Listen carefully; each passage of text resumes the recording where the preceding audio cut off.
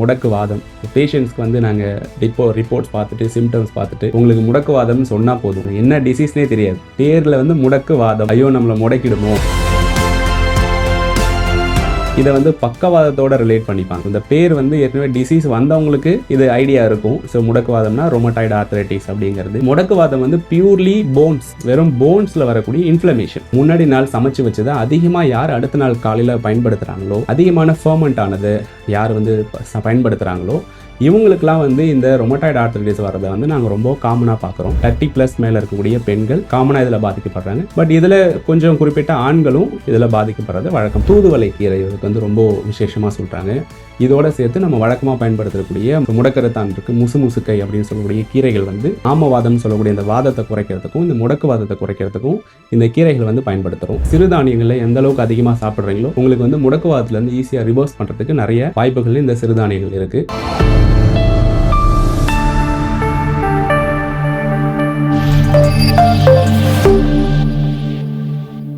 Cosmo health நேயர்கள் அனைவருக்கும் வணக்கம். இன்றைய நிகழ்ச்சியில ஆரோக்கியம் குறித்த நம்முடைய சந்தேகங்களுக்கு விளக்கம் கொடுக்கறதுக்காக சித்தா மற்றும் வர்மக்கலை நிபுணர் டாக்டர் திருஞானம் அவர்கள் நம்ம கூட இணைந்திருக்காரு. தொடர்ந்து நிறைய விஷயங்கள் பேசலாம். வணக்கம் சார். வணக்கம். எப்படி இருக்கீங்க? நல்லா இருக்கேன். நீங்க எப்படி இருக்கீங்க? நல்லா இருக்கேன் சார். இன்னைக்கு நிகழ்ச்சியில வந்து இந்த முடக்குவாதம் பத்தி ஒரு விளக்கம் எங்களுக்காக கொடுங்க சார். யாருக்கெல்லாம் முடக்குவாதம் வரும், முடக்குவாதம் வர்றதுக்கான அறிகுறிகள் என்ன இருக்கு, ஒருவேளை வந்துருச்சு அப்படின்னா அது உணவு கட்டுப்பாட்டுல நம்மளால சரி செய்ய முடியுமா? ஆக்சுவலி இந்த பேர் வந்து இதில் ரொம்ப சிக்கலான பேர், முடக்குவாதம். பேஷண்ட்ஸ்க்கு வந்து நாங்கள் ரிப்போர்ட்ஸ் பார்த்துட்டு சிம்டம்ஸ் பார்த்துட்டு உங்களுக்கு முடக்குவாதம்னு சொன்னால் போதும், அது என்ன டிசீஸ்னே தெரியாது, பேரில் வந்து முடக்குவாதம், ஐயோ நம்மளை முடக்கிடுமோ, ரொம்ப நம்மளை இது பண்ணிடுமோ, இதை வந்து பக்கவாதத்தோட ரிலேட் பண்ணிப்பாங்க. ஸோ இந்த பேர் வந்து ஏற்கனவே டிசீஸ் வந்தவங்களுக்கு இது ஐடியா இருக்கும். ஸோ முடக்குவாதம்னா ரொமட்டாய்டு ஆர்த்ரைட்டிஸ் அப்படிங்கிறது. புதுசாக கேள்விப்படுறவங்களுக்கு முடக்குவாதம்னா பக்கவாதம் நினைச்சிருப்பாங்க. ஓகே, இதுக்கான வித்தியாசம் அப்படிங்கிறது நம்ம டோட்டல் டிஃப்ரெண்ட். பக்கவாதம் மூளையில் இருக்கக்கூடிய நரம்பு செல்கள் பாதிக்கிறது, ரத்த குழாய் பாதிக்கிறதுனால வரக்கூடியது பக்கவாதம். முடக்குவாதம் வந்து பியூர்லி போன்ஸ், வெறும் போன்ஸில் வரக்கூடிய இன்ஃப்ளமேஷன், ஜாயின்ட்ஸ் போன்ஸில் வரக்கூடிய இன்ஃப்ளமேஷன் இது. ஸோ அதனால் பேர் வந்து அந்த பேரை கேட்ட உடனே பயந்துருவாங்க. ஸோ ஃபஸ்ட்டு ஒரு பேஷண்ட் நான் உங்களுக்கு முடக்குவாதம் தமிழில் சொன்னால் போதும், ஐயோ எனக்கு முடக்குவாதமானு பயந்துருவாங்க. பட் டேர்ம் வந்து ரொமட்டாய்டு ஆர்த்ரைட்டிஸ் அப்படிங்கிறது வந்து கொஞ்சம் சொல்கிறதுக்கும் அவங்களுக்கும் ஏற்றுக்கிறதுக்கும் கரெக்டாக இருக்கும். இந்த ரொமட்டாய்டு ஆர்த்ரைட்டிஸ் வந்து ஒரு ஆட்டோ இம்யூன் டிசீஸ்ன்னு சொல்லுவாங்க மாடர்னில். ஆட்டோ இம்யூன்னா உங்களுடைய நோய் சக்தியே உங்களுக்கு எதிராக வேலை செஞ்சு உங்களுடைய மூட்டுகளை வந்து பாதிக்கக்கூடிய நோய். நார்மலாக இருக்கக்கூடிய ஒரு ப்ரோட்டீன்ஸ், ஒரு இம்யூனிட்டி வந்து டிஸ்டர்ப் ஆகிறதுனால வரக்கூடிய பிரச்சனை. இது நார்மல் மூட்டு வலிக்கும் சாதாரண மூட்டு வலியை விட இது எந்த விதத்தில் ஒரு தொந்தரவு பண்ணக்கூடியது, கொஞ்சம் அசாத்தியமானதுன்னு பார்த்தா, நார்மல் மூட்டு வலி கொஞ்சம் நேரம் மட்டும் வலி இருக்கும், நம்ம ஆக்டிவிட்டி பண்ணால் வலிக்கும். பட் இந்த ரொமட்டாய்டு வந்து சதா காலமும் தொந்தரவு பண்ணும். காலையில் தூங்கி எழுந்திருக்கும் போதே எழுந்திருக்கவே முடியாது. ஸோ அந்த அளவுக்கு கை கால்லாம் ஸ்டிஃபாக இழுத்து பிடிச்சிக்கும், கையை நீட்டி மடக்க முடியாது, காலை பெட்லேருந்து கீழே எடுத்து வைக்க முடியாது. பேஷண்ட் சொல்லுவாங்க, நான் தூங்கி எழுந்திருச்சு ஒரு 1/2 மணி நேரத்துலேருந்து 1 மணி நேரம் என்னால் எந்த ஆக்டிவிட்டியும் பண்ண முடியல, பெட்டில் விட்டு எழுந்திருக்க முடியல, அந்தளவுக்கு என்னை வந்து ரொம்ப கஷ்டப்படுது, வலியும் இருக்குது, ஸ்டிஃபாக இழுத்து பிடிச்சிக்குது.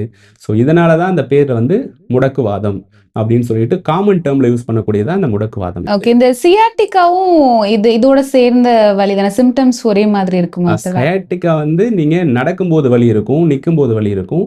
ஸோ எப்போதுமே நடந்தால் மூவ்மெண்ட் பண்ணும்பொழுது இருக்கும்.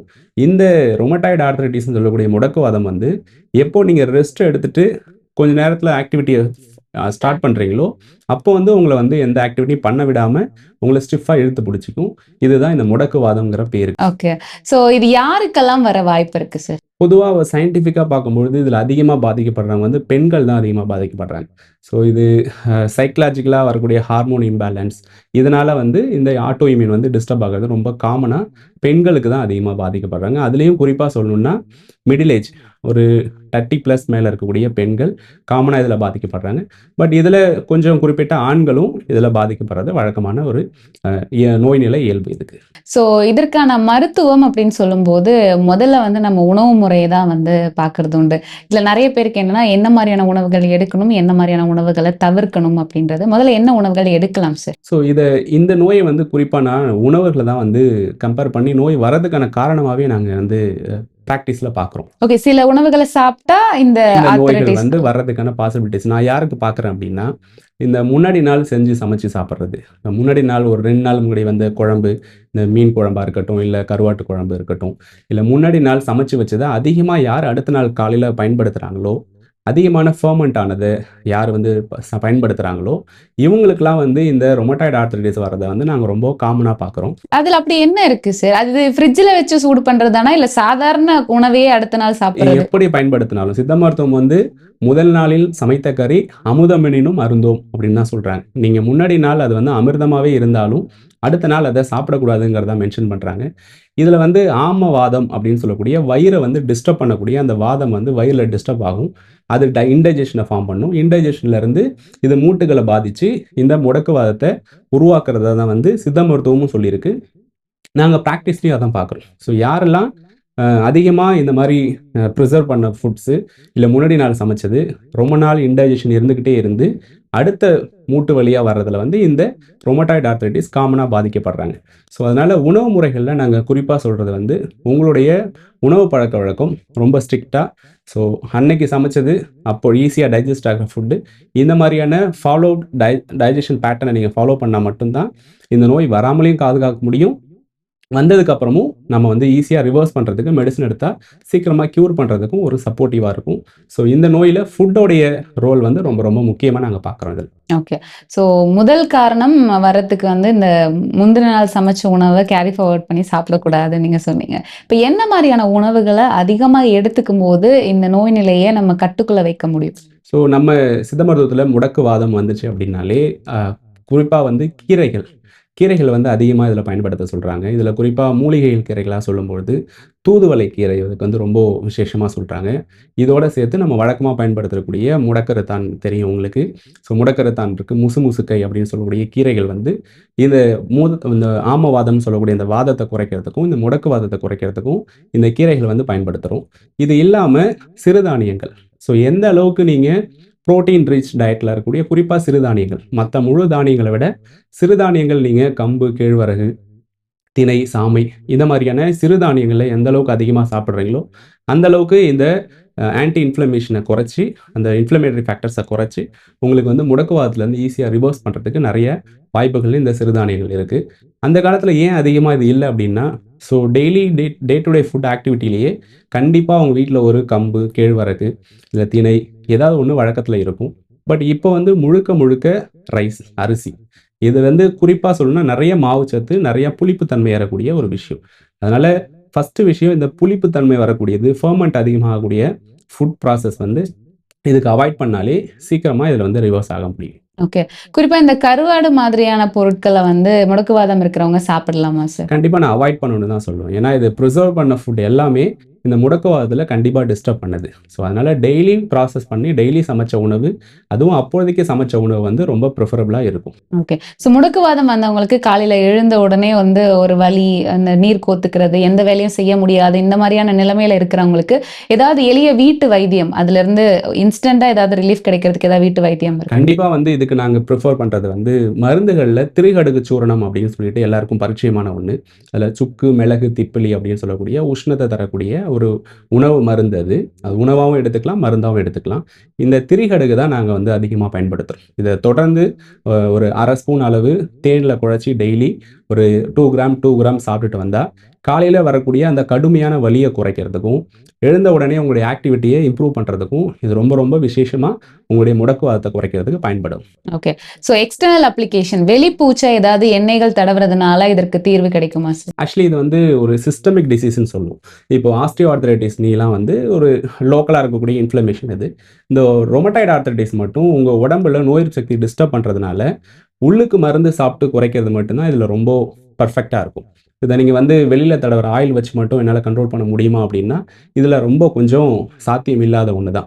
பட் இருந்தாலும் நீங்க பிண்ட தைலம் அப்படின்னு சொல்லிட்டு மார்க்கெட்ல வந்து கிடைக்குது. இதெல்லாம் பேசிக் சித்தா மெடிசின். அதனால தான் நம்ம ஓப்பன் ஃபோரம்ல சொல்றோம். இந்த பிண்ட தைலம் வந்து டெய்லி ஹீட் பண்ணிட்டு, மைல்டு ஹீட் மட்டும் தான். ஸோ அத வந்து நீங்க மூட்டுகள்ல நைட்ல தடவிட்டு படுத்தீங்கன்னா, காலையில எழுந்திருக்கும் பொழுது நான் சொன்ன அந்த ஸ்டிஃப்னஸ் மூட்டு இறுக்கம் வந்து கொஞ்சம் கொஞ்சமா தளர்வாக ஆரம்பிக்கும். இதோட சேர்த்து காலையில எழுந்திருக்கக்கூடிய அந்த வலி வந்து கொஞ்சம் கொஞ்சமா குறைய ஆரம்பிக்கும். ஸோ இப்போ முடக்குவாதம் வந்துருச்சு, அவங்களுக்கு மூட்டுகள்ல வலி இருக்கு, ஸ்டிஃப்னஸ் இருக்கு. இந்த மாதிரி இருக்கிறவங்களுக்கு ஏதாவது பயிற்சிகள் மூலமா எக்சர்சைஸ் பண்றதுனால இது குறையறதுக்கான வாய்ப்புகள் இருக்கா? காலையில எழுந்திரிச்ச உடனே நீங்க அந்த ஸ்டிஃப்னஸ் இருக்கும்பொழுது கடுமையான பயிற்சிய தொடர்ந்தீங்க அப்படின்னா, அது உங்க மூட்டுகள இன்னும் பாதிக்கிறதுக்கு வாய்ப்பு இருக்கு. ஸோ அதனால ஈவினிங் நேரத்தில எல்லா வேலையும் முடிச்சுட்டு ஈவினிங்ல ஒரு 1/2 அன் ஹவர் டூ ஒரு 45 மினிட்ஸ் வந்து ஒரு ஒரு ஸ்ட்ரெச்சஸ் மாதிரியான மைல்டு எக்சர்சைஸ் இதுக்கு பண்றது வந்து ரொம்ப ரொம்ப முக்கியம். இது பண்ணும்பொழுது காலையில வரக்கூடிய ஸ்டிஃப்னஸ குறைக்கும். இப்ப நான் என்னுடைய மன உறுதியினால நான் இந்த ஸ்டிஃப்னஸ் இருக்கும்போது எழுந்திருச்சு நான் வந்து எக்சர்சைஸ் பண்றேன். உடனே அந்த ஸ்டிஃப்னஸ் இருக்கும்போதே பண்றேன் அப்படின்னா, அது இன்னும் உங்கள வந்து டேமேஜ் பண்றதுக்கு வாய்ப்பு இருக்கு. அதனால ஈவினிங் டைம்ல வந்து ரொம்ப பெர்ஃபெக்ட்டான டைம். அந்த நேரத்தில ஒரு மைல்டு எக்சர்சைஸ் உடற்பயிற்சி பண்ணா, இதுக்கு இன்னும் சப்போர்ட்டிவா இருக்கும். ஓகே. ஸோ எக்சர்சைஸ் இல்லாம வேற ஏதாவது தெரப்பீஸ் வந்து இதற்கு உதவி செய்யுமா? சித்த மருத்துவத்தில வந்து நெறைய எக்ஸ்டர்னல் தெரப்பீஸ் 32 தெரப்பீஸ் பயன்படுத்துறாங்க. அதுல இந்த நோய்க்கு வந்து பெர்ஃபெக்ட்டா நாங்க யூஸ் பண்றது வந்து லீச் தெரப்பி. நம்ம ஏற்கனவே இந்த அட்டைப்பூச்சி விடல் பத்தி நம்ம பேசியிருக்கோம். இந்த இன்ஃப்ளமேஷன குறைக்கிறதுக்கு. இந்த இதுக்கு லீச் தெரப்பி வந்து நாங்க விசேஷமா பயன்படுத்துறோம். அந்த லீச் தெரப்பி வந்து ஒரு ஜாயிண்ட்ஸ் அஃபெக்ட் ஆன ஜாயிண்ட்ல வந்து விடும்பொழுது, அங்க இருக்கக்கூடிய இன்ஃப்ளமேஷன குறைக்குது, வீக்கத்த குறைக்குது, ஸ்டிஃப்னஸ குறைக்குது, பெயினும் குறைக்குது. அதனால லீச் தெரப்பி வந்து இந்த ருமட்டாய்டு ஆர்த்ரைட்டிஸ்ன்னு சொல்லக்கூடிய முடக்குவாதத்துக்கு நாங்க காமனா பயன்படுத்துறோம். ஸோ இன்னைக்கு நிகழ்ச்சியில முடக்குவாதம் அப்படின்னா என்ன? சித்த மருத்துவம் அதை எப்படி அணுகுது? எளிய முறையில வீட்ல இருந்து செய்யக்கூடிய எளிய வீட்டு வைத்தியங்கள் எங்களுக்காக சொன்னீங்க. ரொம்ப நன்றி சார். நன்றி.